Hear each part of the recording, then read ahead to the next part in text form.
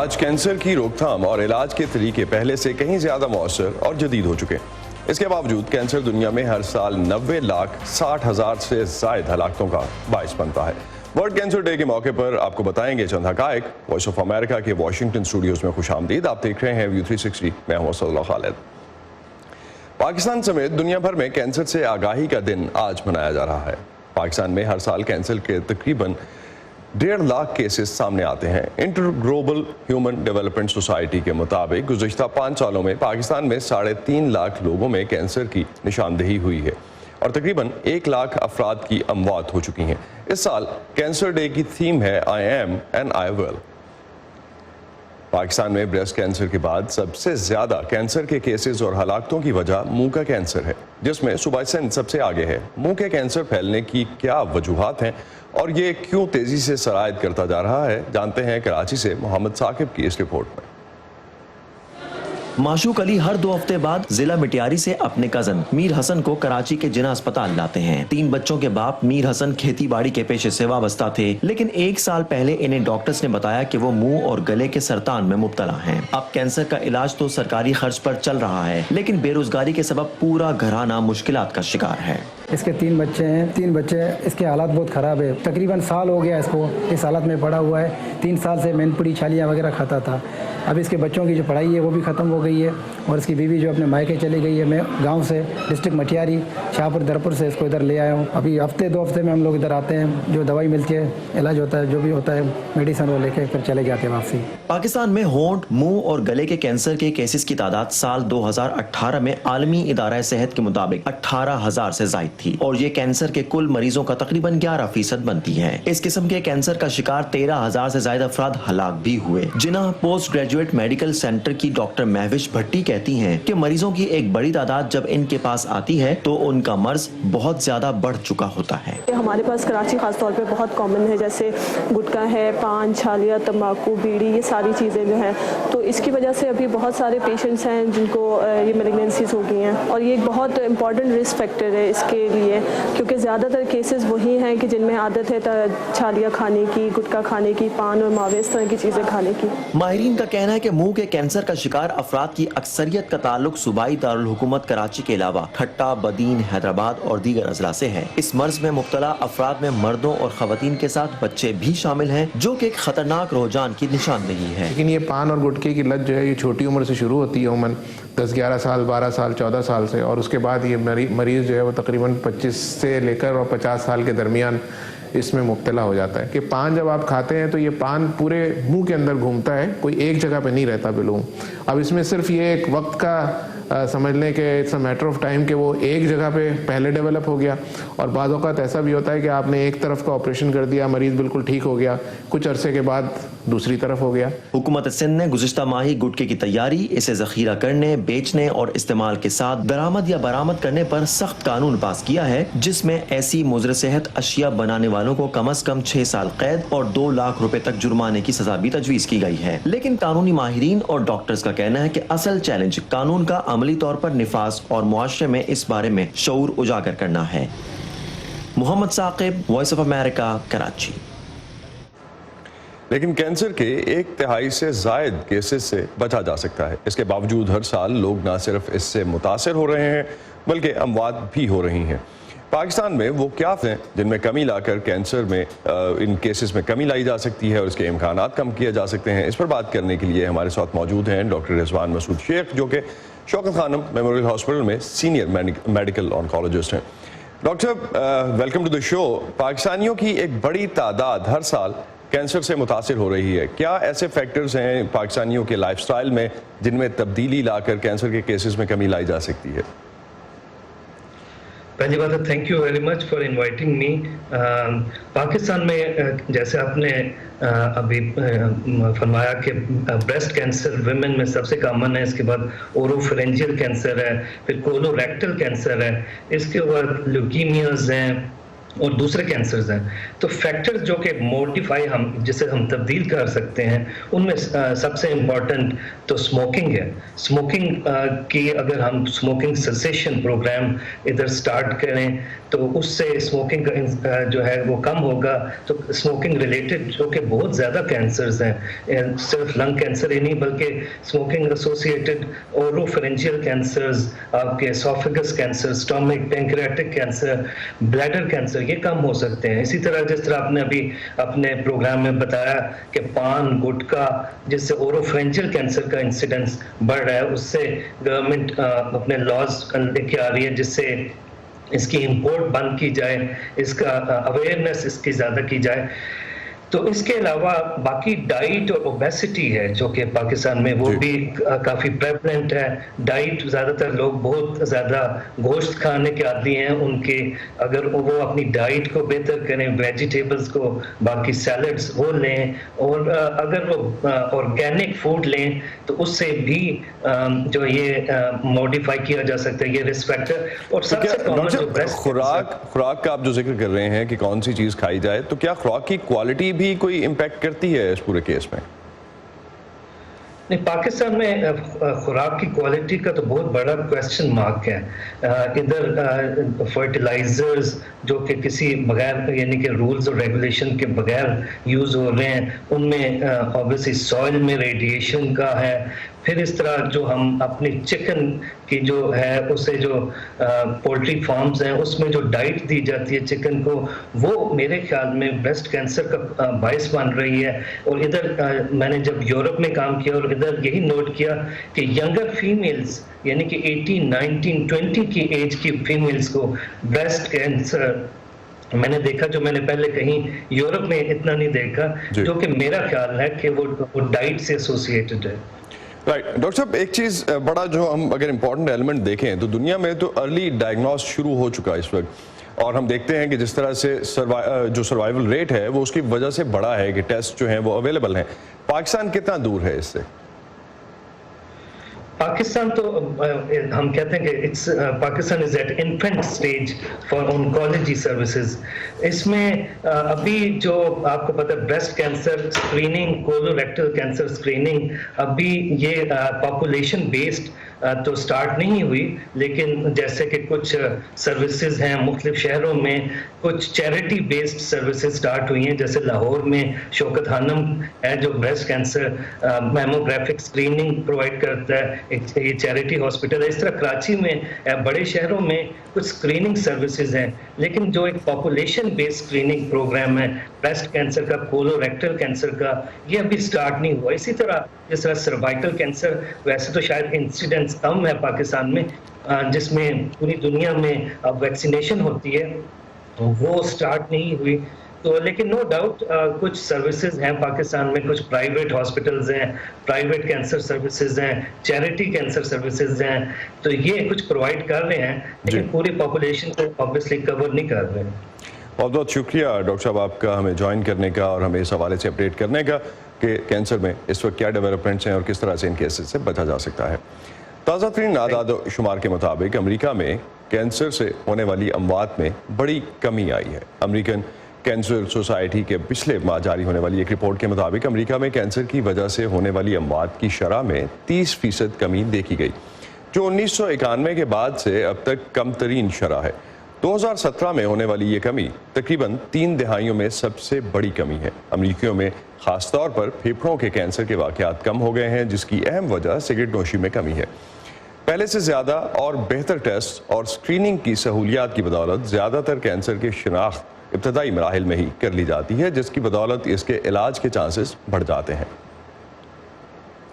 چین میں novel corona virus سے مزید 64 افراد ہلاک ہو گئے ہیں. یہ اب تک ایک دن میں اس وائرس سے ہونے والی سب سے زیادہ ہلاکتیں ہیں.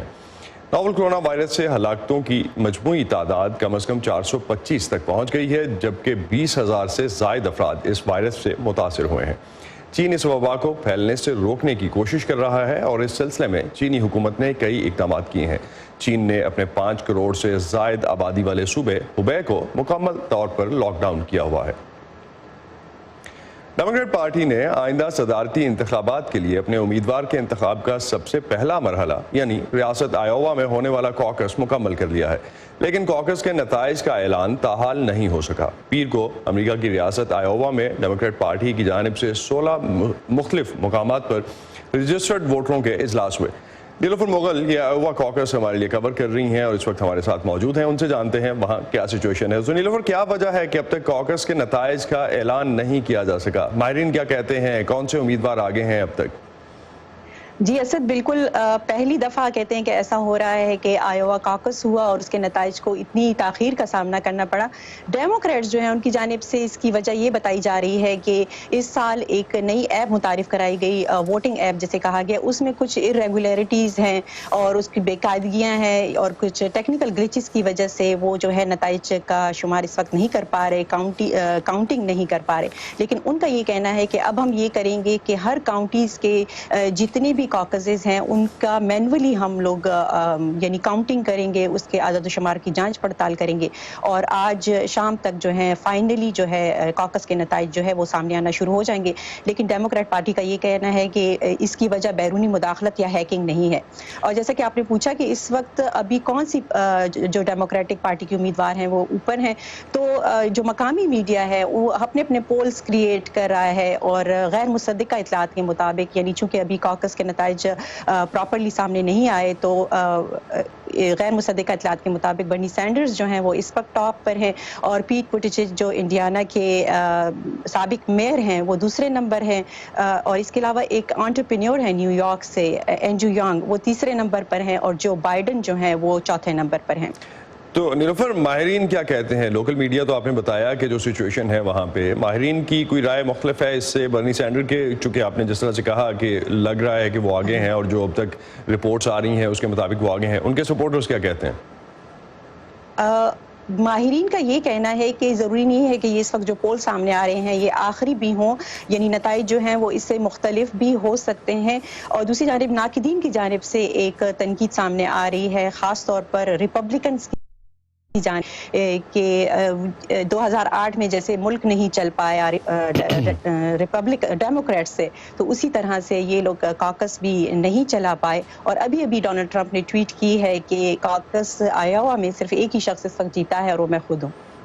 बहुत शुक्रिया नीलोफर आपका। नीलोफर मुगल हमें अपडेट कर रही थी आयोवा से और वहाँ पे अमेरिकन इंतखाबात का सिलसिला शुरू होते हुए पहला मरहला था जिसमें कॉकस जो है वो सामने आया। स्लोवेनिया में मुल्क की पहली मस्जिद की तामीर मुकम्मल हो गई है और इसे आवाम के लिए खोल दिया गया है। स्लोवेनिया की ये पहली बाज़ाब्ता मस्जिद है, इससे कब मुल्क में कोई मस्जिद मौजूद नहीं थी। इस खबर पर आपकी क्या राय है, हमसे शेयर कीजिए facebook.com/VOA उर्दू के पेज पर और ट्विटर पर हमारा हैंडल है @urduvoa। ताज़ा तरीन खबरें, अहम वाक़यात, ऑडियो वीडियो रिपोर्ट्स और तज्ज़िये देखने, सुनने और पढ़ने के लिए डाउनलोड कीजिए VOA उर्दू की नई ऐप। खबरें अब हर वक्त आपकी मुट्ठी में।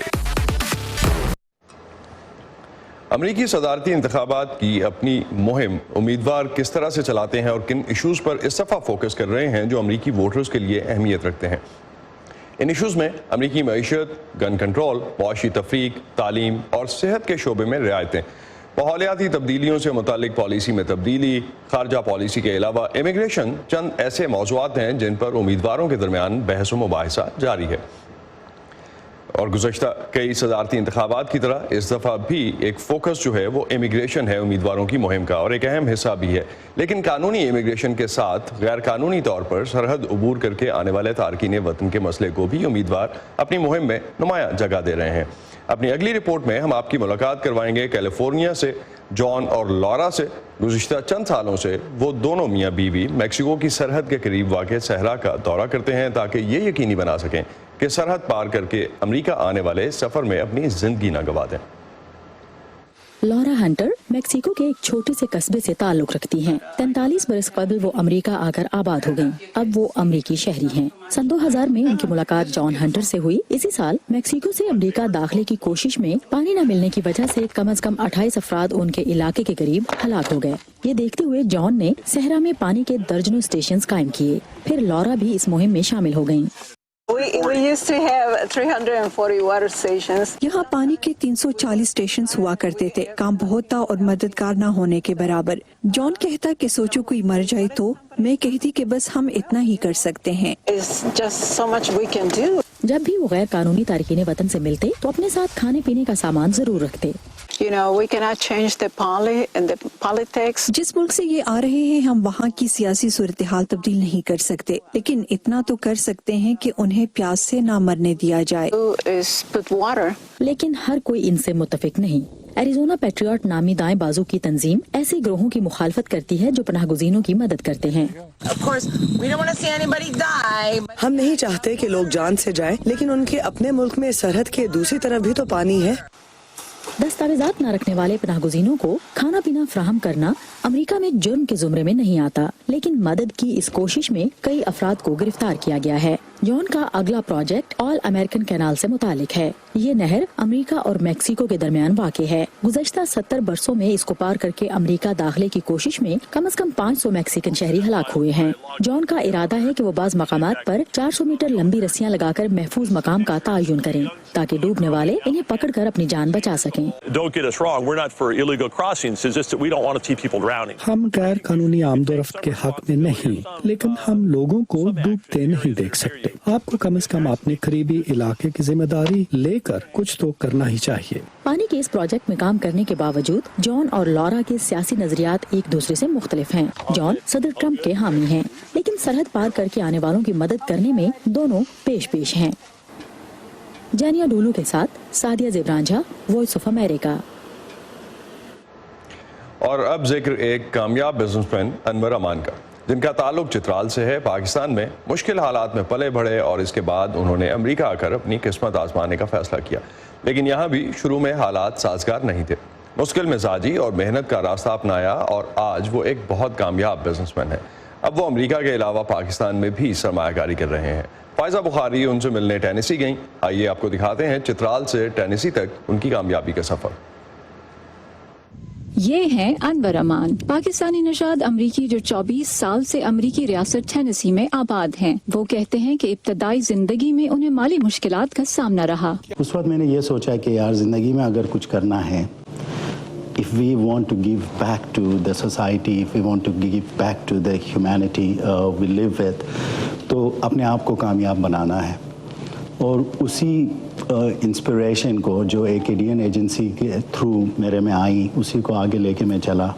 और फिर you know, with $625 in my pocket, I started my life in United States. लेकिन शुरू में अमेरिका में भी जिंदगी कुछ आसान नहीं थी। उन्होंने हालात से मुकाबला करने की ठानी और अपने लिए कुछ मुश्किल फैसले किए। डेंटल लैब में काम किया 15 घंटे 16 घंटे रोज़ाना। कन्वीनियंस स्टोर में काम किया 16, 17, 18 घंटे 7 days a week। हमने प्लान बनाया, हमने ये कहा कि यार इतना हम काम करेंगे 6 महीना 7 महीना 1 साल, without wasting a time, without wasting a penny on movies, clubbing or going out with friends. We said, you know, इस तरह से इतना पैसा जमा करेंगे कि हम एक स्टोर ले सकें या एक अपना बिजनेस ले सकें। And that's what we did. You know, we started with one business about 25 years ago, and rest is history. वो रियासत टेनेसी में रेडियंट ग्रुप के CEO की हैसियत से 225 से ज्यादा कारोबार चला रहे हैं, जिसमें पेट्रोल पंप्स के अलावा फास्ट फूड रेस्टोरेंट्स, कमर्शियल और रिहायशी रियल एस्टेट और कन्वीनियंस स्टोर्स भी शामिल हैं। अनवर हकीकतन इस कम्युनिटी के लिए एक असासा है, न सिर्फ एक कामयाब बिजनेसमैन की हैसियत से, बल्कि कोलियाविल में कम्युनिटी के कामों में शिरकत की वजह से भी।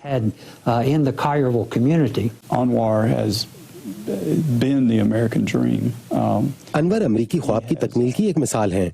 उन्होंने हर शय मेहनत से हासिल की है। वो अपनी कामयाबियों पर शुक्रगुजार होने के साथ साथ दूसरों की मदद भी करते हैं। उनकी समाजी और कारोबारी सरगर्मियों का दायरा कार सिर्फ अमेरिका तक महदूद नहीं, बल्कि वो पाकिस्तान में भी मुख्तलिफ मंसूबों पर काम कर रहे हैं। वो अपने आबाई शहर चित्राल में पहला 5 स्टार होटल तामीर करवा रहे हैं। बेघर बच्चों की रिहाइश और तालीम और तरबियत के लिए पेशावर में खैबर पख्तूनख्वा हुकूमत के इश्तराक से स्पार्क ऑफ होप मरकज चला रहे हैं। आज वो अपनी फैमिली के साथ एक पुरसुकून और पुरतायुश जिंदगी गुजार रहे हैं। لیکن यहाँ तक पहुँचने के लिए उन्हें बहुत से उतार चढ़ाव देखने पड़े। पाकिस्तानी नौजवानों के लिए उनका पैगाम है, अगर आप किसी चीज़ में नाकाम हो गए तो आप डेफिनेटली उससे कुछ ना कुछ सीख के निकलेंगे, तो वापस से ट्राई करें, eventually you will get to it. America में आकर आबाद हो जाने के बावजूद अनवर अमान ने पाकिस्तान और चित्राल से अपने रिश्ते को कमजोर नहीं पड़ने दिया। अनवर अमान इनिशिएटिव फॉर म्यूजिक के तहत वो चित्राली मौसीकी और गुलकारों के काम को जदीद तकाज़ों से हम आहंग करके दुनिया भर में रोग के लिए सरगर्म हैं। Faiza Bukhari, voice of America, Collierville, Tennessee. हम जब खौफ को बेनकाब करते हैं, हम जब सवाल उठाते हैं, हम जब उनकी आवाज़ बनते हैं जिनकी कोई नहीं सुनता, तो फ़र्क पड़ता है आज़ाद सहाफ़त से। हम हैं वॉइस ऑफ अमेरिका, हमारे लिए आज़ाद सहाफ़त अहम है। कॉफ़ी दुनिया भर में सबसे ज़्यादा पीने वाले मशरूबात में से एक है और दुनिया की 1/3 आबादी तकरीबन रोज़ाना कॉफ़ी पीती है।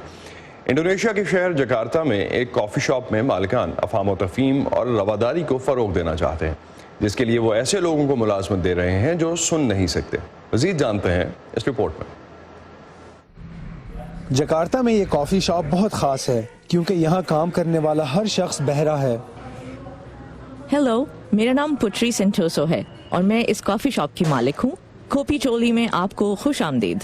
कोपी टोली या डेफ कॉफ़ी में 2018 से सार्फिन की खिदमत की जा रही है। इस कॉफ़ी शॉप ने अपनी 2 दुकानों पर 6 अफराद को मुलाजमत दी है और वो सब कुव्वत समात नहीं रखते। बातचीत करने की उनकी महदूद सलाहियत की वजह से बहरों के लिए मुलाजमत के मौके अक्सर मुश्किल होते हैं। अलजला यूनिवर्सिटी की तालबा हैं जिन्हें नौकरी तलाश करने में सख्त दुश्वारी का सामना करना पड़ा। मुझे नौकरी ढूंढने में दुश्वारी का सामना करना पड़ा। मैंने 3 कंपनियों में दरखास्त दी थी लेकिन उसे मुस्तरद कर दिया गया क्योंकि मैं बात नहीं कर सकती थी। मुझे ऐसा लगता है कि ये एक इम्तियाजी सलूक है। सार्फिन को इशारे की ज़बान इस्तेमाल करने के लिए कहा जाता है और अगर वो उसे नहीं जानते तो उन्हें काउंटर पर इशारे की ज़बान सीखने का थोड़ा मौका मिलता है। कोपी टोली की बुनियाद बचपन के 3 अच्छे दोस्तों ने रखी जिनमें पुत्री, अरवन और अडीका शामिल हैं। वो सब बहरे हैं। उन्होंने कॉफ़ी शॉप खोलने का फैसला इसलिए किया क्योंकि कॉफ़ी कल्चर राब्ते के एक जरिए का काम करता है। ये इंडोनेशिया के मुआशरे में बहरे लोगों की जानिब रवैयों में तब्दीली लाने का भी एक तरीका था। हमें दरपेश चैलेंज ये है कि अपने बरिस्टा को कैसे तरबियत फराहम करें। हम बहरे लोगों को बाइख्तियार बनाने की कोशिश कर रहे हैं। उनका कहना है कि अब तक उनका ये मंसूबा कामयाब रहा है। वो जकार्ता और डीपुक में अपनी 2 दुकानों पर दिन में तकरीबन 200 कप्स कॉफ़ी फरोख्त करते हैं। रैंडी वेचकसाना के साथ Imran Jadoon, voice of America. मुआशरे के स्पेशल अफराद सर्टनली मुआशरे की जिम्मेदारी हैं और उनकी बेहतरी के लिए और उनको अपने पैरों पर खड़ा करने के लिए काम करना भी मुआशरे और हुकूमतों का काम है। ये था आज का व्यू 360। प्रोग्राम पर फीडबैक के लिए आप आ सकते हैं facebook.com/VOA उर्दू के पेज पर। इसके अलावा ट्विटर और इंस्टाग्राम पर हमारा हैंडल है उर्दू VOA, जिसे आप फॉलो कीजिए और अपना कंटेंट भी हमसे शेयर कीजिए। अब तक के लिए इतना ही। असद खालिद को इजाज़त दीजिए। खुदा हाफिज़।